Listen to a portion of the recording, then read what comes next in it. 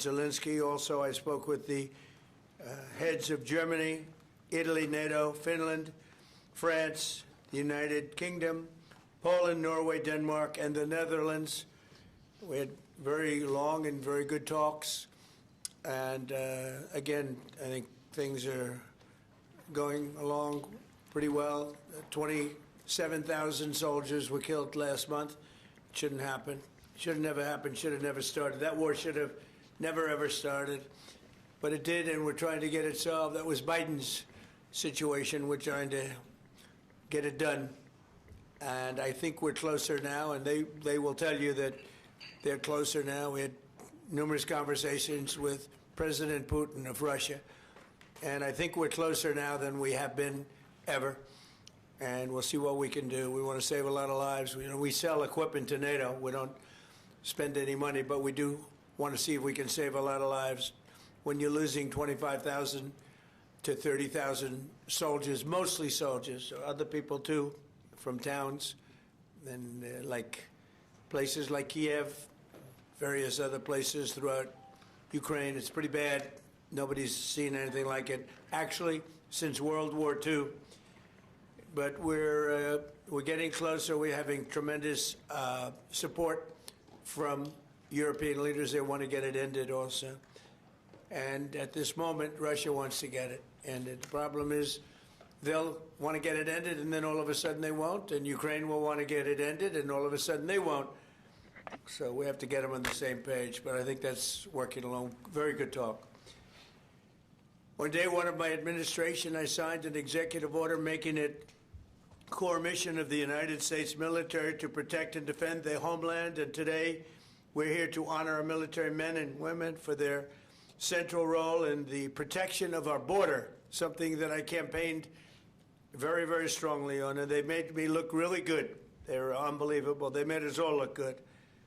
I mean, we went from having millions of people pouring over our border to having none in the last 8 months, none. In a few moments, we'll officially recognize their service by awarding them the Mexican Border Defense Medal, which is a big deal. We're joined for this occasion by Secretary of War Pete Hegseth, Attorney General Pam Bondi, Chairman of the Joint Chiefs, General Dan Kane, Commander of U.S. Northern Command, General Gregory Gio, Commander of the Southern Border Task Force, Major General Scott Noman, Command Sergeant Major Brett Johnson of the U.S. Army's 10th Mountain Division, Administrator of the Drug Enforcement Agency, Terry Cole, and many other members of our administration who have done an incredible job on the border. You know, people forget now that the border has been secure for actually 7 months, think of it, more. And they don't mention the border anymore. Nobody talks about the border. They talk about affordability, and we're the ones that are bringing the prices down. We were given the worst inflation in our country's history, and we're bringing the prices down. But the affordability is on the Democrats because they have made it unaffordable to be in this country, but we're bringing those prices down, and they're coming down quickly. Energy is coming way down, and if you look, gasoline prices are hitting in many locations $1.99 a gallon. Nobody thought they'd see that. There were $4, $5, and $6 a gallon under Biden. In the 4 years before I took office, our southern border was surrendered to criminals, drug cartels, human traffickers, and child smugglers. Our entire southwest border on the Mexican side is under the physical control of cartels that are among the most violent entities nobody's ever seen anywhere on the planet, the most violent people on the planet. Remember when the Democrats and others, the radical left, used to say that the people they're allowing into our country, immigrants, are nice people.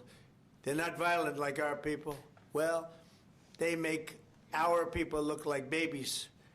These are some of the most violent criminals anywhere on earth from many countries, not just Venezuela. Venezuela emptied their jails into our country, but others have also. The Congo has. So many other countries have. And we don't put up with it. I have to say the drugs coming in by sea are down 94%. and we're trying to figure out who the other 6% are.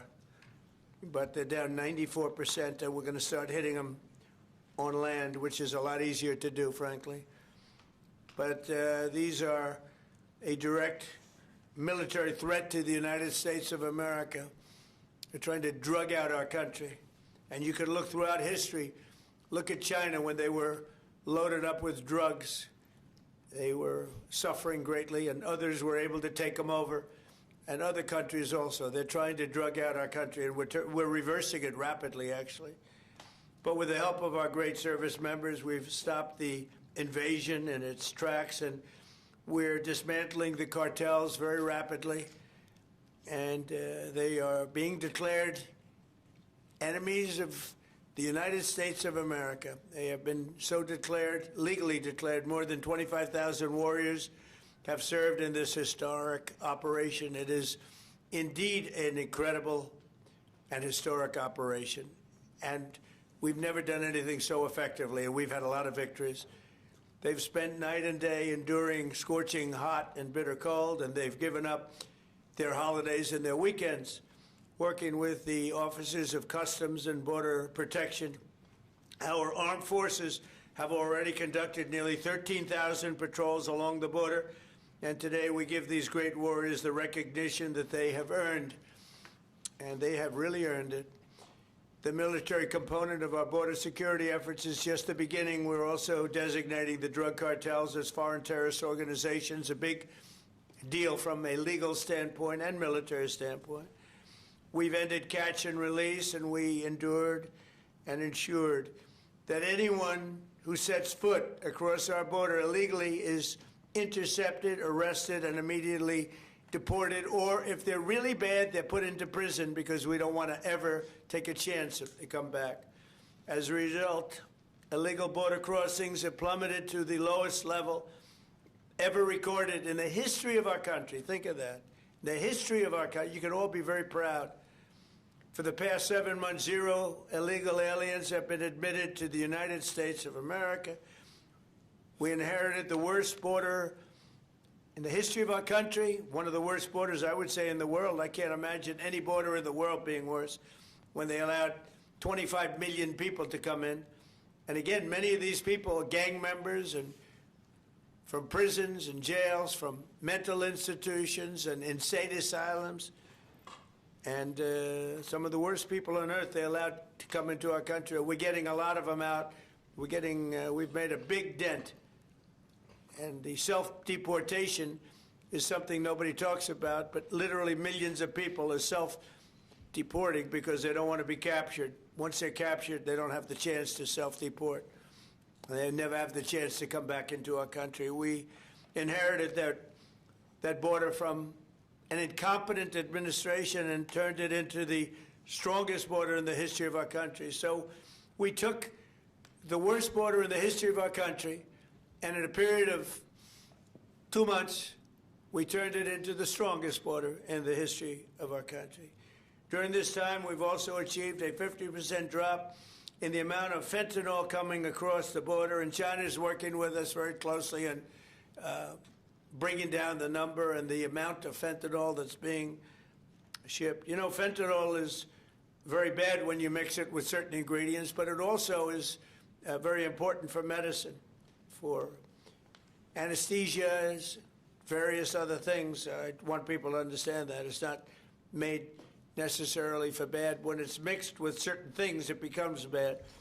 And that's what's taking place in Mexico. And we've got it down to a much lower number, not satisfactory, but it will be satisfactory soon. In May, we executed the largest fentanyl bust in the history of the U.S., seizing 3 million fentanyl pills all at one time. Think of that, 3 million pills. It's amounted to billions of dollars worth of drugs.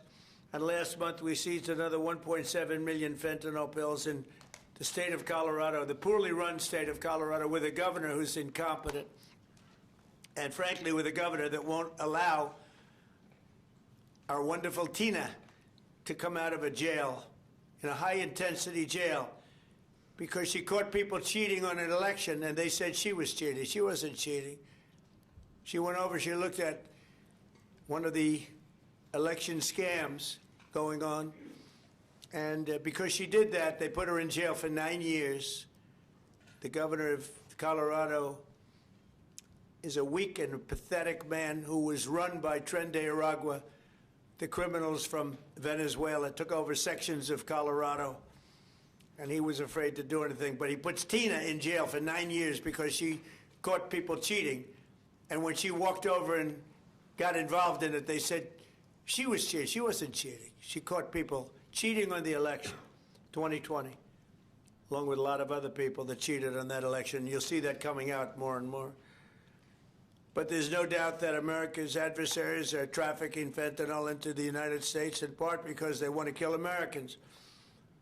If this were a war, that would be one of the worst wars. I believe they killed, over the last 5 or 6 years, per year, 200 to 300,000 people. You hear about 100,000, which is a lot of people, but the number's much higher than that. That's been proven. And they've destroyed a lot of families, because when they lose a child, or even if their child is heavily addicted, you lose that family. The family will never be the same. That's why today I'm taking one more step to protect Americans from the scourge of deadly fentanyl flooding into our country. With this historic executive order I will sign today, we're formally classifying fentanyl as a weapon of mass destruction, which is what it is. No bomb does what this is doing. 200 to 300,000 people die every year that we know of. So we're formally classifying fentanyl as a weapon of mass destruction.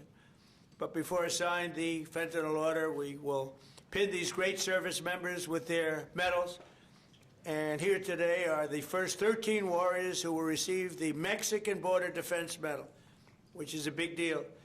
First, I'd like to ask Secretary Hegseth and Chairman Kane to say a few words. I'd like to have Tom Homan come up, please, if you would, say a few words.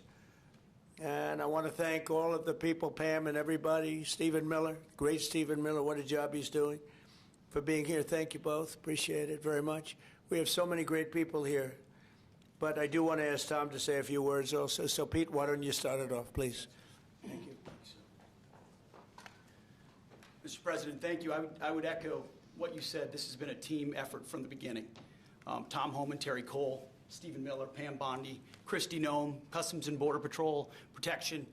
It has been one team, one mission to get 100% operational control of the southern border. You want to talk about America First, peace through strength and common sense? It all manifests in one basic phrase down there. Border security is national security.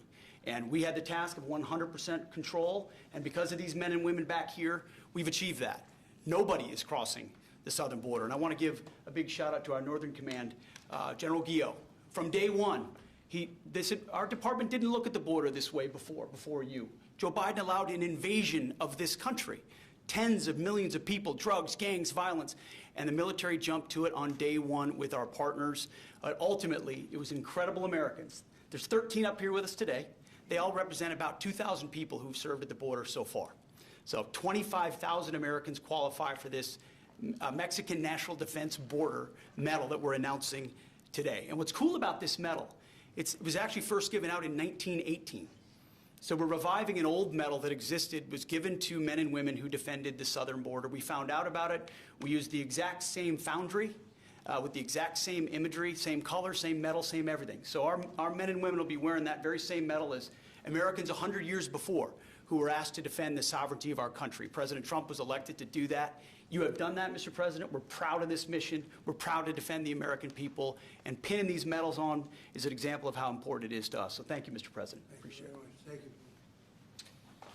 Well, Mr. President, Mr. Secretary, I want to echo your thanks and gratitude for the Joint Force. I also want to highlight General Guillot, General Nauman, and Command Sergeant Major Johnson, but also leaders at every level that came together, not just in our joint force, but in the interagency. And I want to specifically highlight our Border Patrol teammates and our Office of Air and Marine teammates who, when I went down to the southern border and visited, were right there next to the joint force. I also want to thank not just these 13 individuals, but the joint force that was also down there and your families who poured in to make this deployment possible on the southern border. And of course, this time of the year, I'm always thinking about our currently deployed forces who are out there around the world doing our nation's business, and of course our fallen and their families who show us what courage and tenacity really are as they move forward after the loss of a service member. So thank you, Mr. President. Thank you, Mr. Secretary. Please.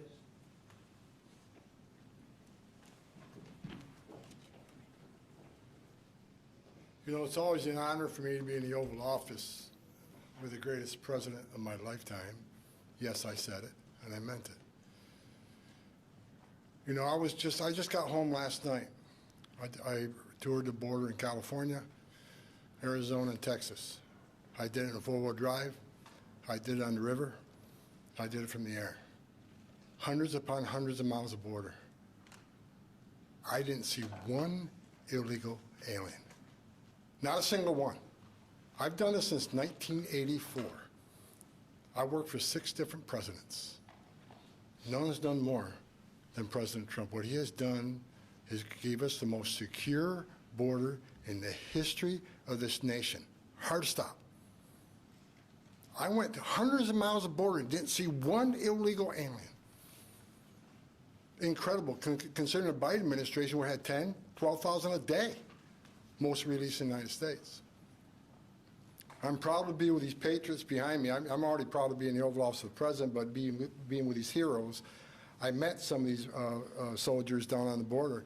And actually, a shout out to Fort Drum, New York. We got some 10th Mountain Division here, so Elise Stefanik, Claudia Tennant, we all love Fort Drum and the 10th Mountain.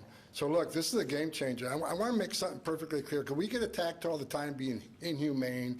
The Biden administration is much more humane. It's a bunch of crap. Because there's been studies done that 31% of women that make that journey through the cartels get sexually assaulted. They get raped. And not just the women, children too. I've done numerous investigations in that. Sex trafficking was at historic highs with that open border. Fentanyl, historic highs that killed 250,000 Americans. No inspector terrorists that came across the border. Record, historic. What happened under the Biden administration was the most inhumane thing I've seen in my lifetime. Now that the border is 96% decline, 96% less people are coming, how many women aren't being raped? How many children aren't dying making that journey? How many women and children aren't being sex trafficked into this country every day? How many known suspected terrorists aren't just walking across that border? President Trump and this administration is saving thousands of lives every month. Hard stop. That's just a stone cold fact. I'm just proud to be a part of this. I work with Steve Miller every day. Steve Miller is one of the most brilliant people I've met in my entire life. President Trump brought together one hell of a team here, and the success proves. We all working together, one team, one fight. We're not done yet. We're going to keep going, and I guarantee you we're going to continue saving thousands and thousands of lives. Secure border means strong national security. Secure border saves lives. Thank you. Thank you, Tim. Okay, let's do the medals, and I'll be signing this. Maybe you'll do the medals first, and then I'll sign it, okay? Please.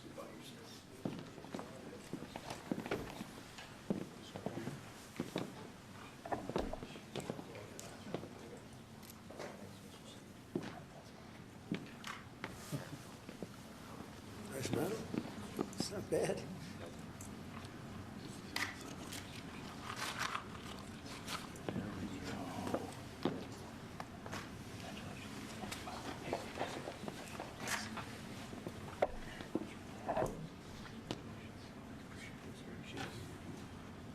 That's a great job. That's great. Thank you.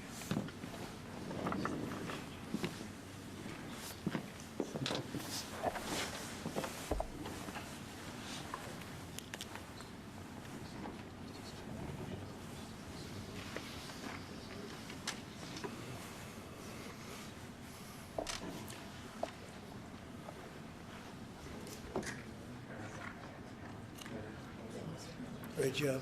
Great job, fellas.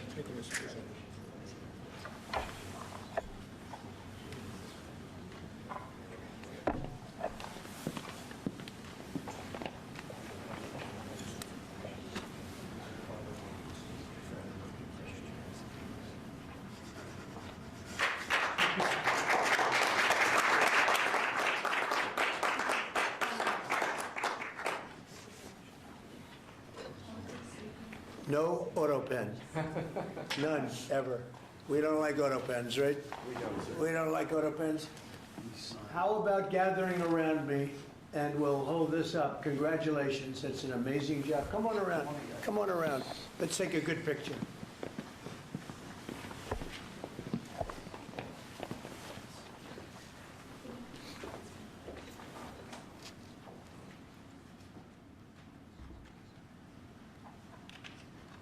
Fantastic job. You guys, fantastic job. Thank you very much. Great job. Thank you, Mr. President. Great job. What you've done is unprecedented. How about holding that up? You guys hold it up. Nice. Hold it up high. You deserve it more than me.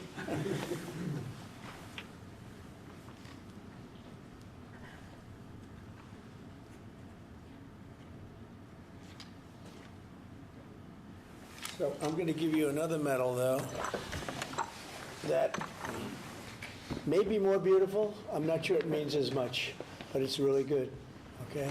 This is gun medal. This is the one the military loves. So we're going to start, okay? Thank you, Mr. President. Thank you, dear. Here you go. Thank you, Mr. President. Thank you, Mr. President. Pretty nice. Want to compare it? Let me see, compare it. Let me see how that looks. I don't know. That looks pretty good. Thank you, Mr. But President. that means something very special. Thank you, Mr. President. Thank you. Thanks, Mr. President.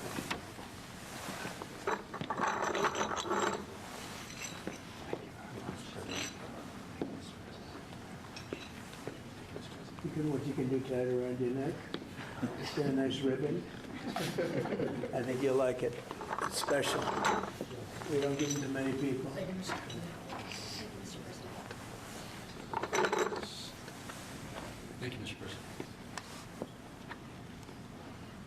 President. Come on over here. Come here.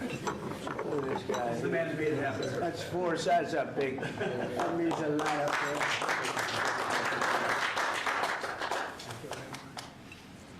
Hey, General, come on over here, even though you have one. I gave him one. No, this general right here, General Raisin Case. He's a great general. Thank you very much. Well, thank you very much, everybody. It's an honor. This is a fantastic moment. I haven't done this before. And the job they've done on the border is unthinkable. What they left us with, that they would have open borders with millions of people, 25 million people, probably more than that, pouring into our border, totally unchecked and unvetted. Now we have the opposite. And we want people in our country, but they have to come in legally. And they know that, and they know they're not getting through, so now they don't even try. So all of the death that Tom Holman talked about, the rape and the death and all the problem, doesn't really happen because the caravans, a name I think I came up with, maybe not, but the caravans are very small. In fact, for the most part, they don't even exist anymore because they know they're not going to get through. In a little while, you'll be seeing I'm suing the BBC for putting words in my mouth, literally. They put words in my mouth. They had me saying things that I never said coming out. I guess they used AI or something. So we'll be bringing that lawsuit. A lot of people are asking, when are you bringing that lawsuit? Even the media can't believe that one. They actually put terrible words in my mouth having to do with January 6th that I didn't say. And the beautiful words that I said, right? The beautiful words, talking about patriotism and all of the good things that I said, they didn't say that, but they put terrible words. They actually have me speaking with words that I never said, and they got caught because I believe somebody at BBC said, this is so bad, it has to be reported. That's called fake news. So we'll be filing that suit probably this afternoon or tomorrow morning.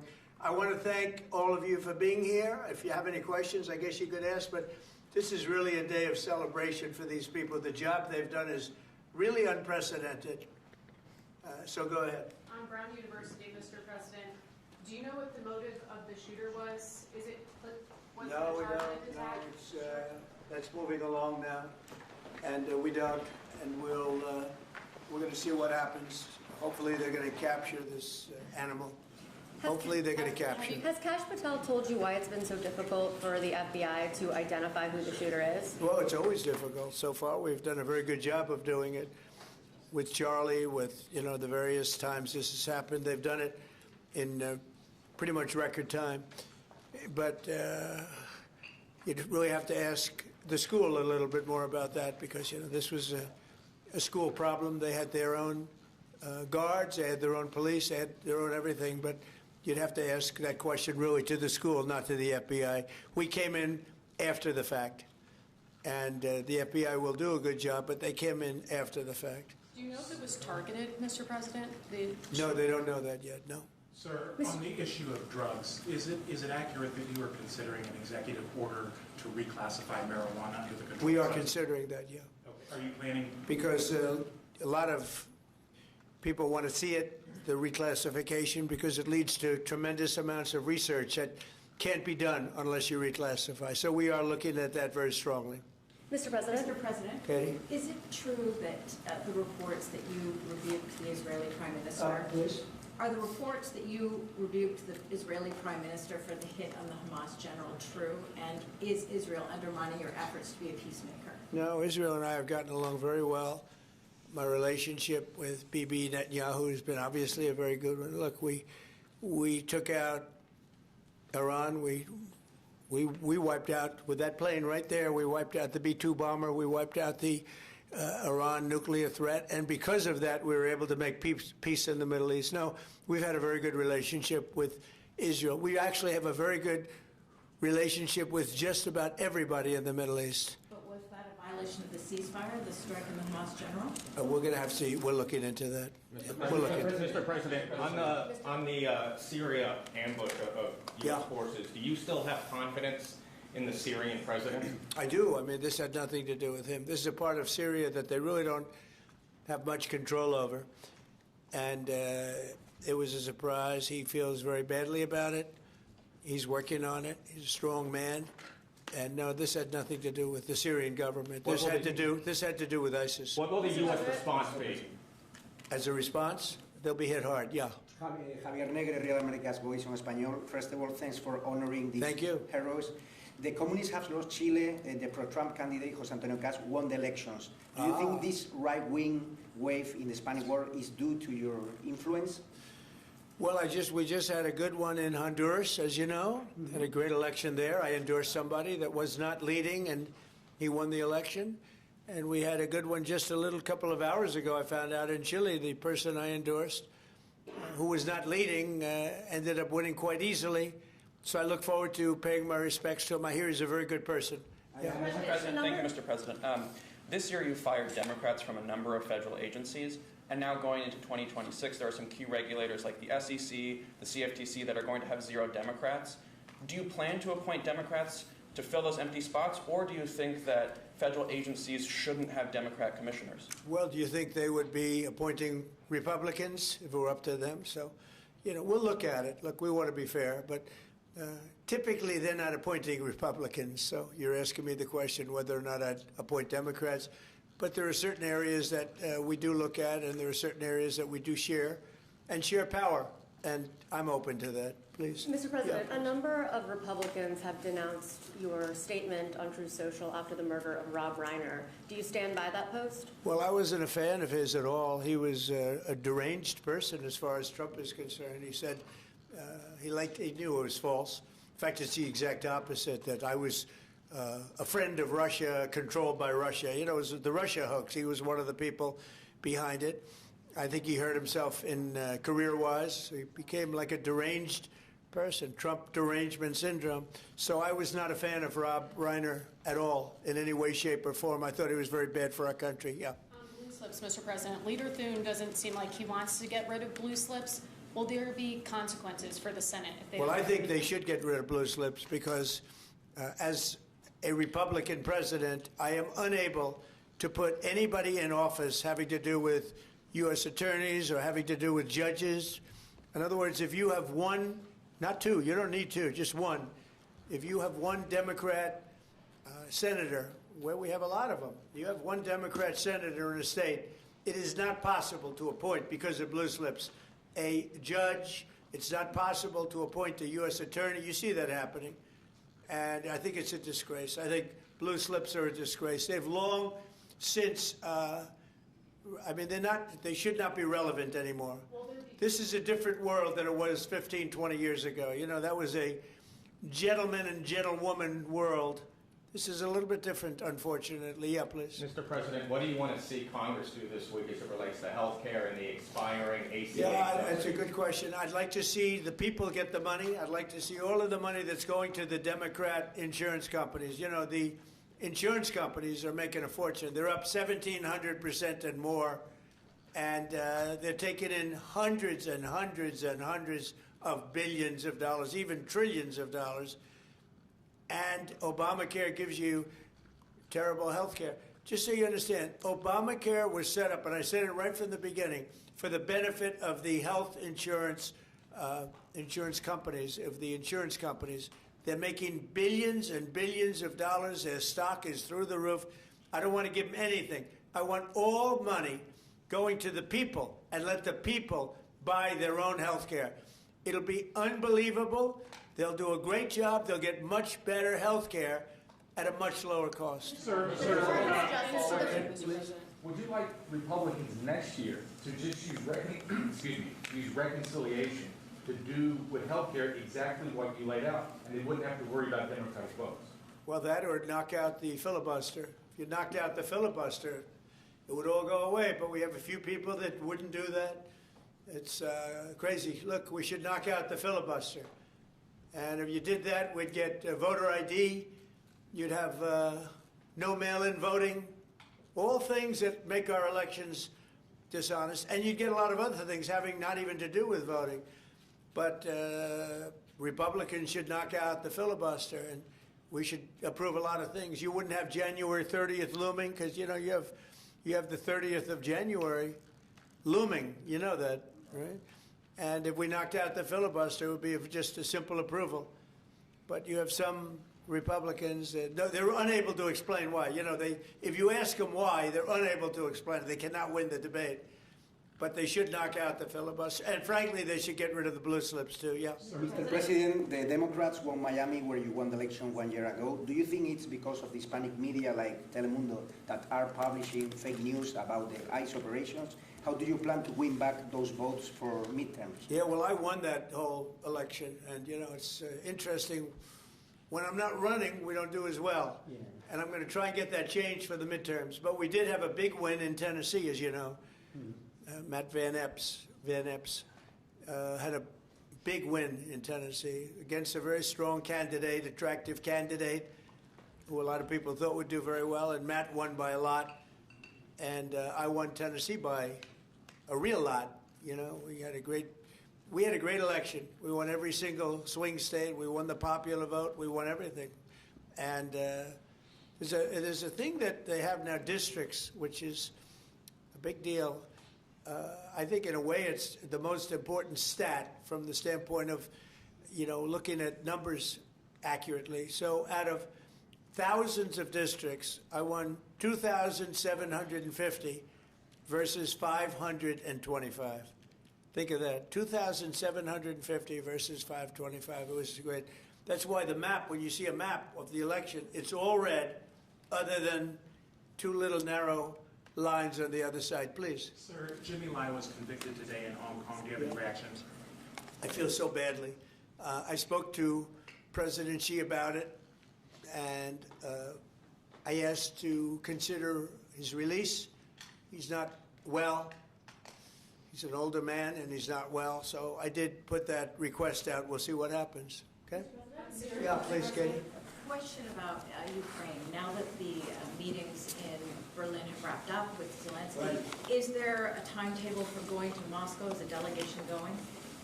Well, I think that the delegation is largely there right now, actually. They're in Europe, and they met with those people that I called out before, the various countries, plus some others.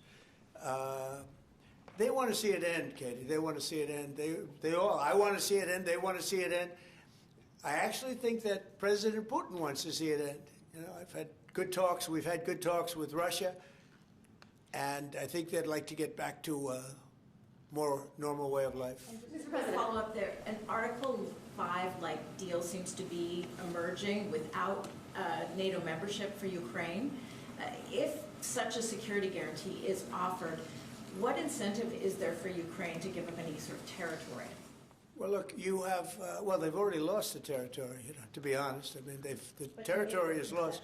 But in terms of security guarantee, we're working with Europe on it. Europe would be a big part of that. And we're working on the security guarantees so the war doesn't start up again. We don't want to have a war start up again. You know, as I said, with Thailand and Cambodia, two people I get along with great. And I dealt with them, and I called them, and I said, look, fellas, you got to relax. You got to take it easy. They lost. You know, they started the war again, and I got it ended. And things like that are going to happen, war. There's nothing pretty about war, nothing good, and there's nothing you can do to predict what's going to happen. But I think we've made a lot of progress with respect to Russia and Ukraine, I hope.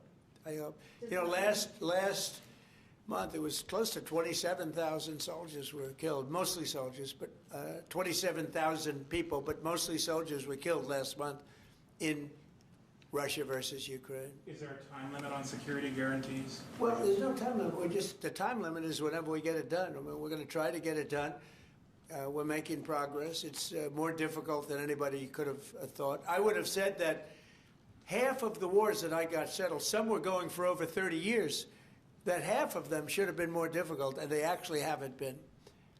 There's a lot of dislike between the two leaders, you know that, and so it probably makes it a little bit tough. Have you spoken directly to Putin? Have you recently spoken directly to Putin? Yeah, I have.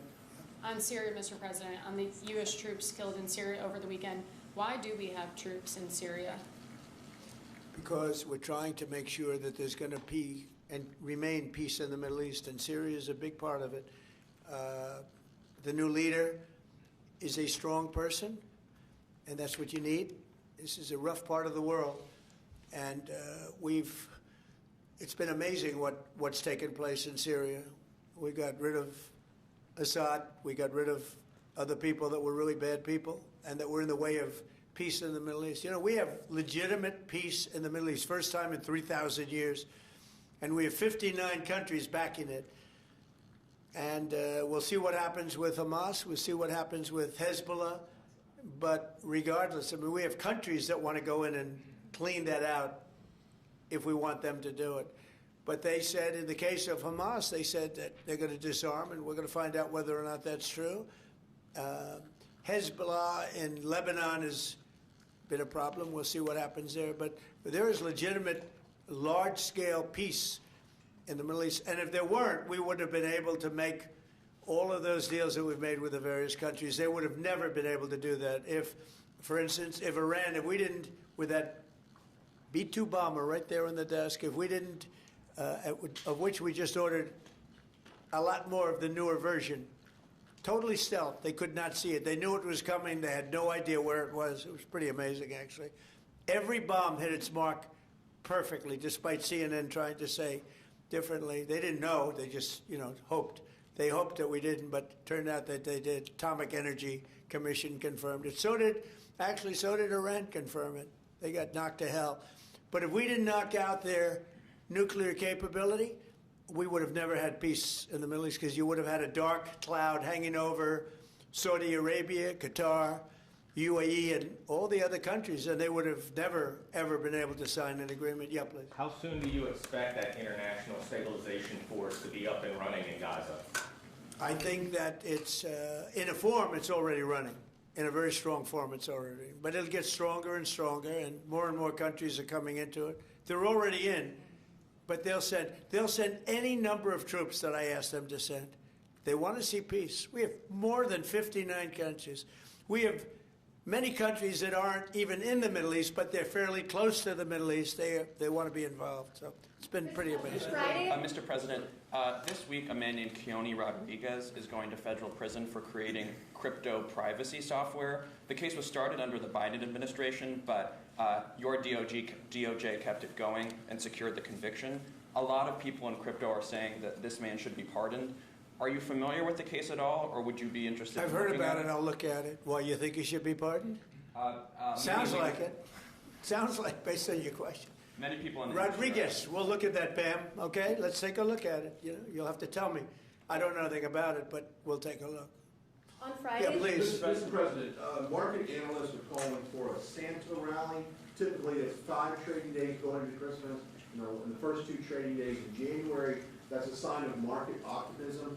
Do you anticipate, along with the historical low gas prices, that continuing into the first quarter? Well, we've had the greatest stock market in history, Brian. We have a stock market that's gone up 52 times to new highs during a 10-month period, my 10 months.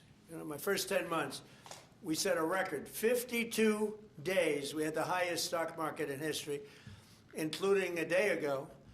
And I didn't look today. Maybe it's up today, I don't know. But we had 52 altogether, and there's never been anything like it. And the reason are the tariffs have brought vast amounts of wealth into our country. That countries that have taken our car companies, those car companies are all coming back. The AI is coming at levels that nobody's ever seen before. That's going to be a massive industry. Without the tariffs, we wouldn't have that. Chips are coming in, chip companies are coming in from Taiwan and other places, but mostly from Taiwan, which has almost 100% of the market. And we're now making chips, and we're not paying anything. It's not the CHIPS Act where they give billions of dollars to companies and then they just take the money and they run. That was under Biden.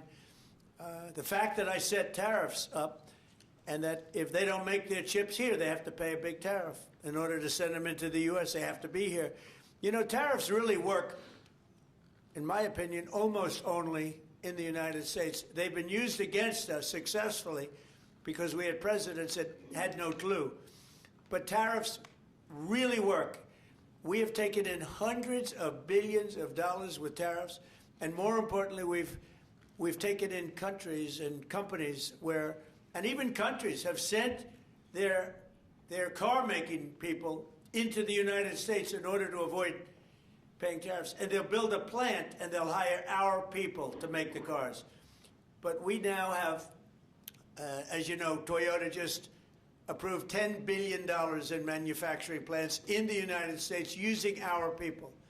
Without tariffs, none of that would have happened. Tariffs have given us great national security.